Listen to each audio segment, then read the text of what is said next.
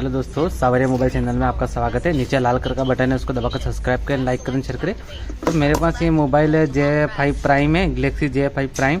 इसमें toll back on हो गया है, तो ग्राहक मेरे पास लेके आया, ये ऑफ नहीं हो रहा है। तो दोस्तों क्या करना है, हमें इसको ऑफ करने के लिए हमें पहले है ना 2 अंगुलियाँ लेनी है।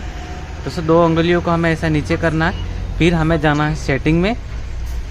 हमें सेटिंग में जाने के बाद में हमें ऐसे 2 अंगुलियों से देखना है कि एडिशनरी सेटिंग कहाँ पे है। तो दोस्तों हमें पहले 2 अंगुलियाँ ऐसे रगड़ना है, ये 2 अंगुलियों से, फिर हमें 2 अंगुलियों से, फिर हमारे पास एलिजिबिलिटी सेटिंग हुई है, उस पर हमें क्लिक करना है।